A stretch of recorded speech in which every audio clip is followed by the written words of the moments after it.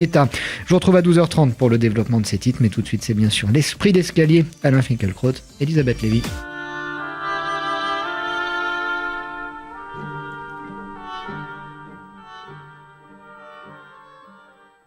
L'esprit de l'escalier, une émission d'Elisabeth Lévy avec Alain Finkielkraut, un partenariat RCJ Causeur.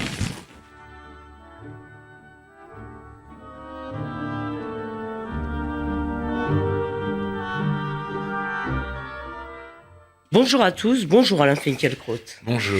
La vie vous fait des blagues, Alain Finkielkraut. La semaine dernière, vous vous êtes déclaré d'accord avec Régis Debray pour dire que vous étiez un éclaireur trop éclairé et vous avez dit votre peur de perdre votre âme si vous oubliez que seule l'ombre est propice à la pensée. Seulement voilà, vous attirez la lumière sans le vouloir puisque vous êtes, ou plutôt votre nom est, ce jeudi à la une du Point, c'est une photo de Manuel Valls que l'on voit sous le titre « La gauche Finkielkraut ». Vous nous confierez ce que vous inspire ce parrainage et vous nous direz ensuite si après la réforme de l'orthographe vous êtes prêt à faire la guerre avec moi pour l'accent circonflexe. Mais commençons par la gauche Finkielkraut.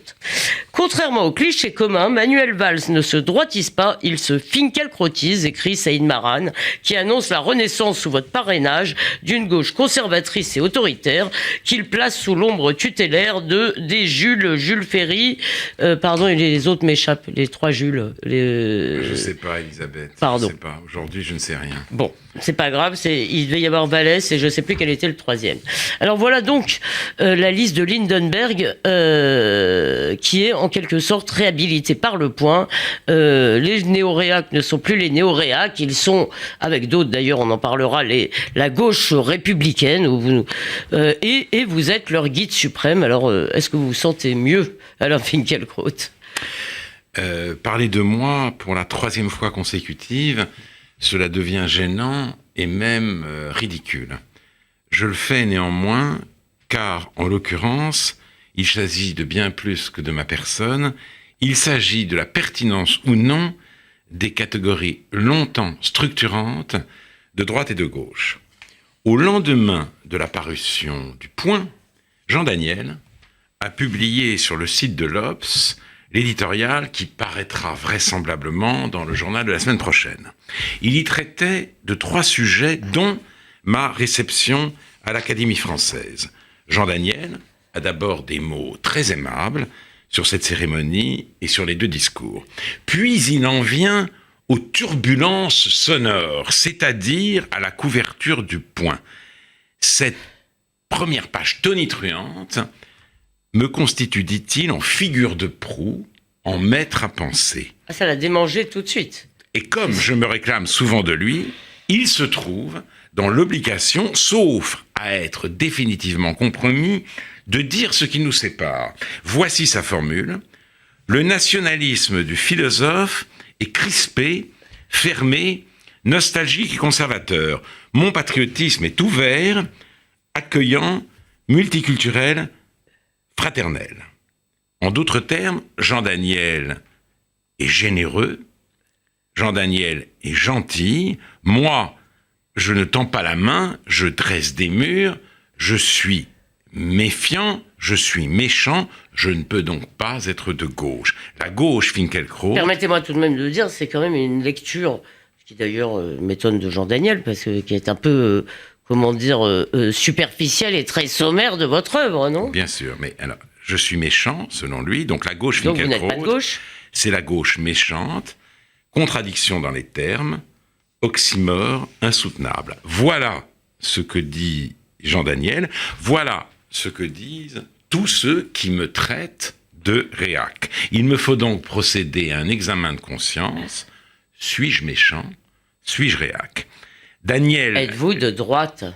Daniel Lindenberg, le premier à avoir émis cette hypothèse, dans un opuscule né de la stupéfaction, je le cite, commune à Pierre Rosanvallon et à moi-même, de voir avec quelle rapidité des écrivains talentueux venus de la gauche et même de la gauche radicale avaient glissé vers des positions situées à l'autre extrémité du champ littéraire. C'était droitisation il y a 12 ans et c'est extrême droitisation aujourd'hui. Pour ce qui me concerne, je faisais, selon lui, partie des Juifs qui avaient viré à droite et qui, érigés en porte-parole de leur communauté, dénonçaient avec une assurance qui ne laissait guère de place au doute ou à la contradiction une vague d'antisémitisme dont la réalité en tant que telle reste pourtant sujette à caution. C'est ce qu'il écrivait en 2002. Voilà, il écrit en 2002, il republie tel quel le texte en 2016, et dans sa postface inédite, Lindenberg ne fait allusion aux attentats de 2015 que pour dire qu'ils ont parachevé le triomphe de l'islamophobie. Ce sentiment était déjà puissant, le voici après les tueries de janvier et de novembre 2015, omniprésent. Oui, quand on lit Lindenberg, on a l'impression qu'il y a eu des attentats islamophobes à Paris. Voilà, exactement. C'est vraiment... Alors, les idéologies, écrivait Hannah Arendt, sont des systèmes d'explication de la vie et du monde qui se flattent d'être en mesure d'expliquer tout événement passé ou futur sans faire autrement référence à l'expérience réelle. La pensée idéologique ramène tout ce qui arrive à la logique de son idée, et quand un événement semble la contredire, elle le nie ou elle affirme l'existence d'une réalité plus vraie qui se dissimule derrière les choses sensibles et requiert, pour que nous puissions nous en aviser, la possession d'un sixième sens. C'est un peu aussi la différence entre la philosophie et la littérature. Peut-être. Maintenant, en tout cas, il s'agit d'idéologie. Derrière la violence de l'islamisme, le sixième sens des sciences sociales perçoit la violence de l'islamophobie. Ce que captent nos cinq sens, ce sont les effets. Lui, ce sixième sens, il va aux causes. Ce sixième sens revêt les prestiges de la scientificité et pour lui, la clé de tous les mystères que recèle l'histoire réside dans un seul aspect de celle-ci, la lutte de classe. Donc, il est une partie de la gauche, emmenée par Manuel Valls, qui veut revenir aux choses mêmes et rompre avec l'idéologie. Oui, mais justement, parce que je voudrais, c'est bien, finalement, on a réussi à repasser par Lindenberg, 13 ans après, en quelque sorte, mais ce qui est important, c'est de savoir la nouveauté ou pas de ce qui se passe aujourd'hui. Mais alors, c'est important de dire que les titulaires du sixième sens n'ont pas désarmé, certains ont changé de camp, tout de même. Certains ont changé peut-être, mais ils jugent, selon l'implacable logique de leur idée, que cette gauche n'est plus de gauche, qu'elle a trahi son camp, qu'elle est passée de l'autre côté, elle a rejoint les dominants, c'est-à-dire les méchants. Alors simplement, cette idéologie ne propose pas seulement une vision du monde, prenant parti pour les dominer, elle s'insurge contre toute forme de répression à leur égard.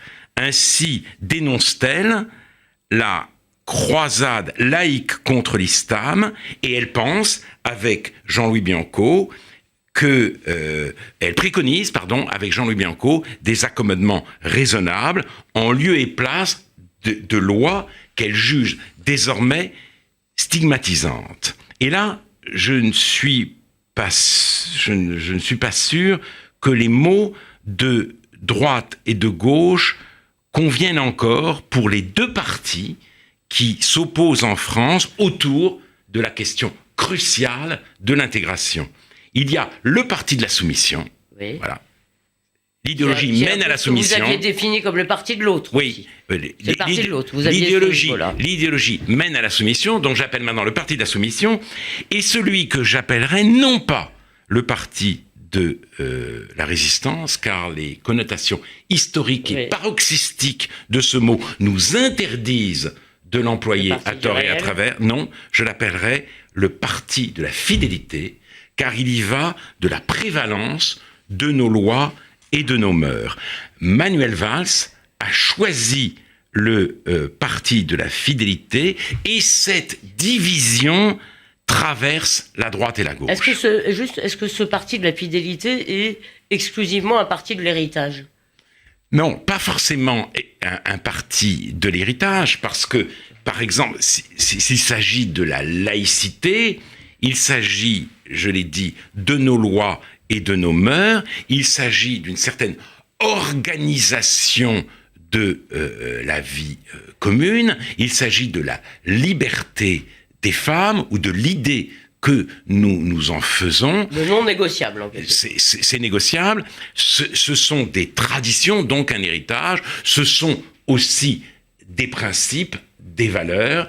Et certains décident de se montrer intraitables, d'autres, précisément, car ils ramènent tout au conflit des dominants et des dominés, pensent qu'il faut négocier. Voilà pourquoi je considère que ils forment le parti de la soumission. Alors, est-ce que le fait que le clivage droite-gauche n'ait plus de signification, en quelque sorte, idéologique, ou ne trace plus une ligne idéologique claire entre deux camps, puisque les deux camps sont celui de la soumission, celui de la fidélité, est-ce que ça empêche le fait que ça fonctionne toujours, pas seulement comme partage des places, comme mode de partage des places, mais aussi comme identité. Alors, voilà. Les gens se sentent de droite ou de gauche, et juste Saïd Maran, permettez-moi de le citer encore, parce que dans celui, il fait un long article où il y a des choses très intéressantes, je trouve d'ailleurs, des intuitions, je trouve intéressantes. Il dit, Finkielkraut, dans le fond, aucun journaliste, même sous la torture, n'a réussi à lui faire dire qu'il était de droite. C'est vrai. Mais parce que je ne me reconnais pas dans la droite, alors même que la gauche, si vous voulez, me déçoit, ou une partie de la gauche me déçoit. Mais, et que vous ne votez pas toujours pour la gauche, je suppose. Voilà. Mais alors justement, sur d'autres thèmes également importants, je me sépare de Manuel Valls. Et je voudrais énoncer ces thèmes pour avancer dans notre discussion. Je donne 3 exemples. L'autorisation de déverser des boues rouges en Méditerranée, premier exemple. Deuxième exemple, la construction de l'aéroport de Notre-Dame-des-Landes. Troisième exemple, l'allongement par la loi Macron de la liste des lieux où l'on a le droit désormais de poser de grands panneaux publicitaires. Ce projet prévoit la possibilité d'installer des panneaux scellés au sol dans des communes de moins de 10 000 habitants qui n'ont pas jusqu'à présent le droit de le faire, privant ainsi de nombreuses zones commerciales d'incitation à consommer.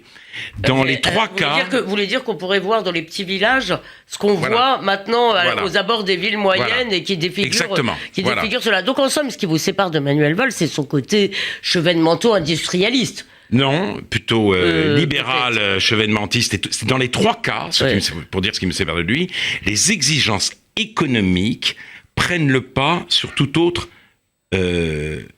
considération. Et je retiens ces mots d'un paysan de Notre-Dame-des-Landes. On a maintenu ce que nos ancêtres nous ont légué. Est-ce qu'on va pouvoir encore continuer ? Je maintiendrai. Telle était la devise de la famille d'Orange. Mais la fidélité, vous voyez, j'y reviens, est-elle encore possible ? Sommes-nous en mesure de maintenir quoi que ce soit à l'âge de l'usure, c'est-à-dire, pour parler comme Heidegger, de l'usage technologique en l'absence de tout but. On produit pour consommer, on consomme pour produire dans une sorte de circulation sans fin. Et s'il y a un malaise, s'il y a une défiance, s'il y a une lassitude vis-à-vis des dirigeants politiques de droite comme de gauche, c'est qu'ils ne sortent pas du cercle. Ils sont pris dedans. La démocratie, c'était l'élaboration en commun du sens. Aujourd'hui, le sens est confisqué. Il ne s'agit plus, à droite comme à gauche, que de faire tourner la machine. Non mais, d'accord, mais alors cette question-là, elle échappe un peu au clivage entre... elle échappe totalement au clivage, si vous voulez. Donc, absolument. Non, mais ce que je voulais dire, c'est que, quel que soit ce qui vous sépare, les divergences, quelles que soient les divergences que vous avez avec Manuel Valls, comme ceux qu'on a appelés les néoréats, qui ont d'immenses divergences entre eux, ce que fait le point, c'est de détecter une sorte de courant d'idées. Et si vous voulez, il cite beaucoup d'autres gens que ceux qu'on appelait les réacs. Il cite en gros tous ceux qui ont été, à un moment ou à un autre, la cible de la presse Pigasse. Oui. Ce que vous appelez la presse Pigasse. Guilly, Jean-Pierre Le Goff, Akacinski, mais aussi Caroline Fourès, Philippe Val. Tous ceux qu'on dit qui ne sont pas vraiment de gauche. Est-ce qu'il y a malgré tout un mouvement des plaques tectoniques idéologiques, si vous voulez, un mouvement en profondeur, qui fait que on sort, si vous voulez, de cette période qui est encore illustrée par ce que vous dites de Jean Daniel, des gentils et des méchants. On en sort dans la mesure où de plus en plus d'intellectuels qu'on ne peut pas, qui ne viennent pas de la droite, qu'il est malhonnête de classer à droite, se révoltent contre l'emprise de l'idéologie et, pour certains d'entre eux, redonnent un lustre à l'idée de conservatisme. Ils disent « je maintiendrai à une époque, en effet, où, disons, l'essentiel semble voué à disparaître. Mais, encore une fois, ils ont du mal à se reconnaître dans la droite comme dans la gauche d'aujourd'hui. Alors, pour ma part... on se définit en quelque sorte, si vous voulez, on se définit aussi par ses adversaires. Il y a une espèce de gauchisme, si vous voulez, ou de gauche, pardon, qui est islamisto-compatible. En quelque sorte. Bien entendu. Qui sur est cette à question-là. la fois islamisto-compatible, terranoviste, sur beaucoup de points. Et celle-là, si vous voulez, elle déteste en bloc.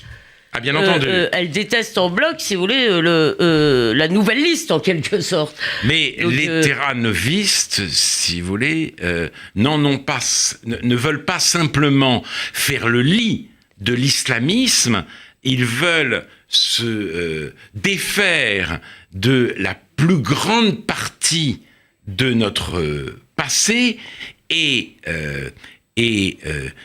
ceux qui s'opposent, ceux qui disent précisément que la terra n'est pas nova, que nous sommes les héritiers, les responsables d'un monde plus vieux que nous, se reconnaissent partiellement dans la politique de Manuel Valls, mais de manière partielle seulement. D'accord, mais quelle place faut-il faire au nouveau ? Pardonnez-moi, mais vous ne m'avez pas tout à fait répondu sur l'héritage. C'est-à-dire, je dis, est-ce qu'on peut être le parti du seul héritage ? Non, on ne peut pas être... Quelle place devons-nous aussi faire au monde qui vient ?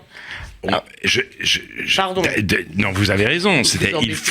Il faut réfléchir dans toutes les circonstances quant à savoir ce qu'il faut garder et ce qui doit être, ce dont il faut savoir s'affranchir. Simplement, aujourd'hui, nous n'avons plus le choix parce qu'on nous parle de nouveautés pour précisément désigner ce mouvement circulaire dont je parlais tout à l'heure, produire pour consommer, consommer pour produire, et c'est une machine qui ne s'arrête pas de tourner. Donc, si vous voulez, ce n'est pas le nouveau qui se prépare devant nous, c'est l'absurdité effrayante d'un éternel retour. Oui, et de la destruction aussi, sans cesse recommencer. Alors, pour conclure sur ce sujet, est-ce que il faut nommer, parce qu'après tout, ce courant peut avoir une existence un peu concrète, ou cette réalité idéologique peut avoir une existence concrète, même si elle n'a pas une signification théorique très claire. Comment vous l'appelleriez ? La gauche réac, la gauche républicaine ? Pascal Bruckner dit que c'est une gauche qui renoue avec le réel. Alors, je pense qu'on peut parler de la gauche républicaine, mais moi, je ne plaide pas.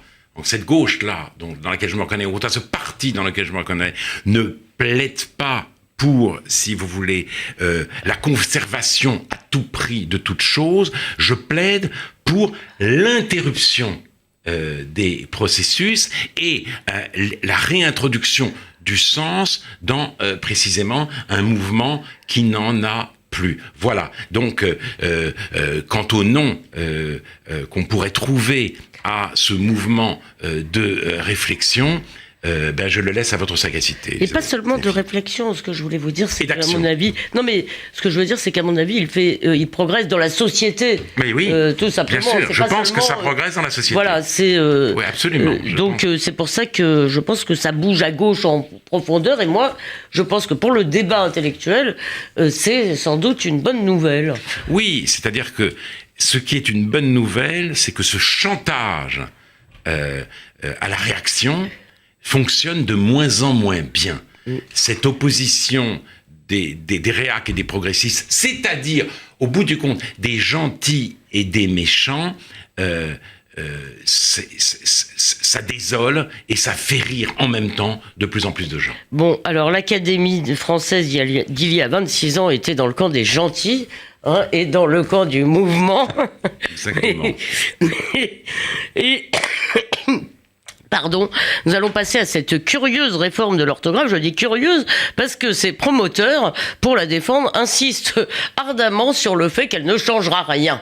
Alors ça, c'est formidable. C'est la première fois qu'on essaye de nous vendre une réforme de la sorte. Alors moi, je n'en crois rien. Donc je rappelle les faits pour ceux qui ne le sauraient pas. Par la grâce des tuyaux administratifs, une révision de l'orthographe établie en 1990 par l'Académie française arrive aujourd'hui dans les manuels scolaires pour la prochaine rentrée. Alors le maître mot de cette réforme, c'est simplification et rationalisation. On écrira donc oignon sans i, nénuphar avec un F, et les accents circonflexes qui ne servent à rien disparaîtront. Alors ma première question, ou ma question générale, à laquelle vous répondrez à la fin, je suppose, Alain Finkielkraut, c'est est-ce qu'il faut absolument moderniser la langue ? Est-ce qu'il n'y a pas un risque, si vous voulez, avec toute cette rationalisation, de l'instrumentaliser complètement ? Eh bien, ma réponse sera immédiate, pour une fois, Elisabeth Lévy. Je pense qu'il ne faut pas s'engager dans ce processus. Ah. On veut simplifier l'orthographe pour en rendre l'apprentissage plus facile, car, dit-on, les enfants, les adolescents ont du mal à intégrer les règles orthographiques. Mais les fautes qui fleurissent jusque sur les bancs de l'université consistent, par exemple, à écrire le pluriel des verbes avec un S et ceux des substantifs avec ENT. Donc, la simplification de l'orthographe, si vous voulez, ne pourra rien contre ces nouvelles fautes proliférantes. Et là, je citerai Anne-Sophie Le Tac, professeure en classe préparatoire, qui écrivait dans le Figaro « On utilise le terme bien peu ragoûtant de toilettage du français pour désigner la suppression des tirets, des cédilles et des lettres. Passons sur l'atroce amputation de l'oignon qui tire les larmes, oui. Sur le nénuphar, privé de toute racine grecque et condamné à errer sur l'eau. Ce qui se joue, c'est très intéressant, c'est un Alzheimer orthographique. L'orthographe n'est jamais qu'un immense amas de scories venus de l'histoire, sans lesquels la langue se réduit à la phonétique ou à un globish informatique qui élimine la mémoire, pourtant essentielle à l'humanité. La classe journalistique fait aujourd'hui les gorges chaudes des puristes que cette réforme scandalise. Mais précisément, et je trouve que c'est sa noblesse, le peuple, en l'occurrence, le peuple dit « je maintiendrai ». Il s'insurge contre la volonté barbare d'effacer les traces, de chasser le passé du présent. Alors je voudrais quand même, moi j'en ai parlé avec beaucoup d'amis, parce que moi en plus ça m'attriste considérablement cette idée que des choses parfois d'ailleurs difficiles à expliquer ou qui n'ont pas toutes une rationalité trouvable, évidente, eh bien qu'elles disparaissent, ça m'attriste vraiment. Eh bien j'ai parlé à beaucoup de gens qui sont des gens éduqués, qui lisent et qui me disent, alors là, moi, ça a toujours été ma terreur, j'ai jamais réussi à maîtriser l'orthographe, et tu dis ça parce que pour toi c'est naturel, ce qui est parfaitement exact d'ailleurs. Peut-être. Et alors, ça m'a fait de la peine pour eux. Il paraît que François de Closet a écrit un livre en disant qu'il avait jamais réussi à bien écrire et qu'il s'en foutait ou que c'était pas grave. Oui. Et d'ailleurs, il préconise une réforme encore plus spectaculaire de l'orthographe. Mais l'Académie française semble avoir été impliquée ou compromise dans cette réforme. Vous avez le droit de protester quand même. Mais alors justement, j'ai vu un très belle interview de Jean d'Ormesson où lui-même protestait en citant une phrase merveilleuse de Vialat. Je suis pour la réforme de l'orthographe à condition de multiplier les règles. Et surtout, voilà, c'est-à-dire que syntaxe saccagée, grammaire oubliée, vocabulaire rabougri, la langue est mal en point aujourd'hui en France. Ce n'est pas en ôtant le i d'oignon ou en éradiquant les chapeaux de gendarmes qu'on résoudra le problème. Non mais bien sûr, mais en même temps, que répondez-vous, si vous voulez, à tous ces gens qui vous disent mais on a toujours changé la langue, on n'écrit plus comme Montaigne. Alors moi, il me semble quand même on est dans une période de stabilité assez grande, non, bien sûr. Et puis, il me semble pas que la langue ait beaucoup changé depuis Voltaire. Non, et en plus, c'est vraiment changer la langue en effaçant les traces. Oui. Si vous voulez. C'est ça qui me paraît terrible. Comme si il ne devait rien subsister du passé dans le présent. Oui, mais c'est encore une fois une émeute des vivants contre les morts. C'est exactement ce que disent les défenseurs de la réforme. Voilà. C'est l'émeute des vivants contre les morts, et je trouve que et en plus ça ne réconciliera pas les Français avec leur langue, d'abord parce qu'ils tiennent à une certaine stabilité. Ils ont le sentiment que le sol linguistique vacille sous leurs pieds, non pas ça. Et surtout, je le répète, parce que les fautes d'aujourd'hui ne portent pas sur l'accent circonflexe ou sur le trait d'union. Ce sont des fautes beaucoup plus graves. Mais dans la langue, dans la maîtrise de la langue, il me semble qu'il faut maîtriser des codes complexes qui parfois sont arbitraires, très souvent sont arbitraires, qui sont plein d'exceptions. Et il me semble que ça apprend à penser, tout simplement. Et donc, il me semble qu'il y a un renoncement. Le renoncement à transmettre ça, c'est-à-dire, c'est en gros, comment dire, l'acceptation de l'appauvrissement. C'est l'acceptation de l'appauvrissement, c'est aussi l'apprentissage de la civilité. C'est comme si toutes les règles étaient des contraintes et que il fallait faire comme on veut et se défaire justement et se débarrasser, s'affranchir des conventions qui nous empêche d'être complètement libre. Bah oui, la langue est fasciste, non? On disait pas ça dans votre jeunesse. En tout cas, donc voilà, moi je vois ça plutôt comme l'apprentissage de la civilisation. Et alors en plus, le plus drôle, si vous voulez, c'est qu'on nous dit que finalement, elle sera pas obligatoire, donc c'est mariage pour tous, mais chacun son orthographe. Alors, cher guide suprême, le temps passe toujours trop vite en votre compagnie, bien sûr. On peut tromper l'attente en vous lisant dans le nouveau numéro de Causeur, mais avant de vous quitter, Alain Finkielkraut, qui va gagner le match de ce soir? Ah, vous parlez de PSG Marseille. Ne me dites pas que vous n'allez pas regarder. Je crois que je ne vais pas regarder. Non. C'est un. Ah, ça y est, vous avez vraiment rompu avec le PSG, non, alors. Je voudrais avoir rompu avec le Qatar. Malheureusement, je suis attaché au Qatar Football Club, malgré tout, mais le championnat de France a perdu tout intérêt aujourd'hui. L'argent règne en maître et est en train de supprimer la glorieuse incertitude du sport. Et même votre fils Thomas ne regarde plus? Mais on ne sait pas, on ne sait pas de quoi ce soir sera fait. Bon, d'accord. Bon, bah très bien. Alors, d'ici dimanche prochain, bonne semaine à tous. Bonne semaine à vous, Alain Finkielkraut, et bonne semaine à tous, chers auditeurs.